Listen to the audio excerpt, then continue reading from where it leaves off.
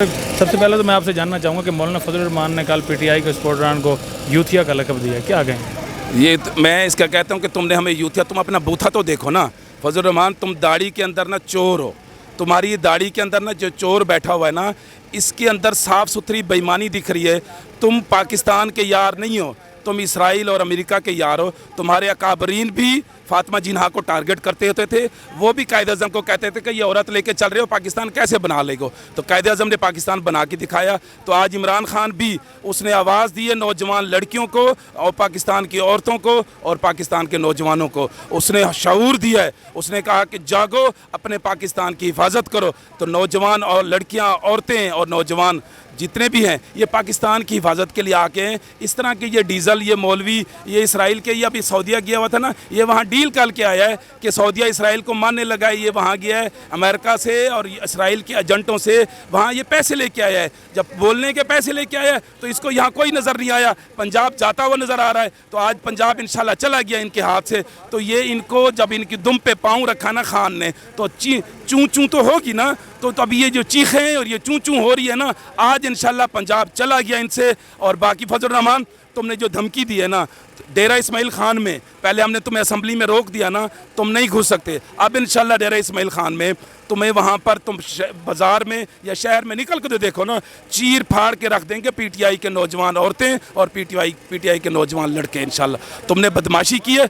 तुम औरतों को इज़्ज़त देने वाले हो। तुम्हारे यहाँ इस्लाम क्या कहता है? इस्लाम बीबी फातिमा की इज़्ज़त करना। मेरे नबी सल्लल्लाहु अलैहि वसल्लम के पास जब उनकी बेटी आती थी तो आप इकराम में उठ खड़े होते थे। तुम औरतों को यहाँ पर टारगेट कर रहे हो। तुम्हारी औरतें ऐसे मना, जब मरियम सफदर तुम्हारे साथ खड़ी हो, बगलगीर होके खड़ी हो, वो ठीक है। अगर पाकिस्तान की औरतें पाकिस्तान को बचाने के लिए इमरान खान की सिपाही ये खड़ी हुई हैं, तो तुम उनको टारगेट कर रहे हो। ये नहीं चलेगा अब दोहरा मियार। ये बदमाशी तुम्हारी इंशाल्लाह अब ख़त्म होने वाली है। आज पंजाब फतह हो गया है, हम इंशाल्लाह वफाक में आने वाले हैं, आईनी तरीके से वफाक को भी फतह करेंगे। और इंशाल्लाह जब वफाक अभी फतह हो जाएगा तो इंशाल्लाह आम इंतखाबात का ऐलान कर देंगे। मैं अभी भी कह रहा हूँ आपके तवज्जुह से कि शहबाज शरीफ, अशरफ गनी वाला काम नहीं करना, बैग उठा के डॉलर के नहीं भागना। तूने ऐसा मनना, इज्जत से नून लीग की थोड़ी सी इज्जत अगर तुम्हें अजीज़ है ना, तो ये आम इंतखाबात का ऐलान कर दो, असम्बली तहलील कर दो, इज्जत से घर चले जाओ। शायद पाकिस्तानी कौम तुम्हें थोड़े से वोट दे दे, वरना कोई भी तुम्हें वोट नहीं देने वाला।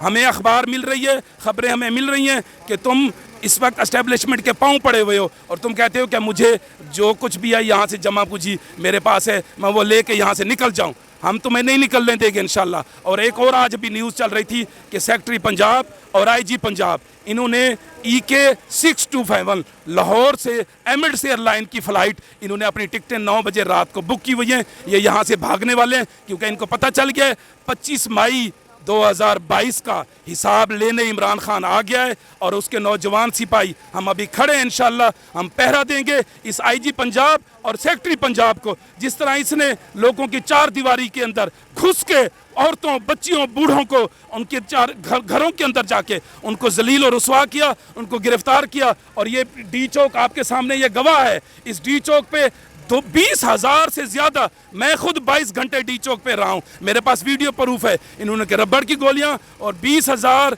आंसू गैस एक्सपायर। जैसे हम फ़लस्तीनी थे, हम इंडियन थे, तुमने हमें मारा। राना सनाउल्लाह, तुम्हारा भी अंजाम करीब है इंशाल्लाह।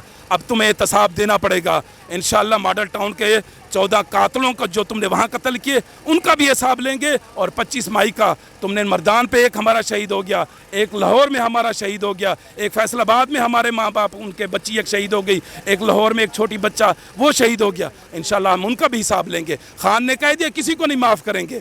कानून के दायरे में, कानून में इनका केस हम चलाएंगे और इंशाल्लाह हम इनसे एहतसाब लेंगे।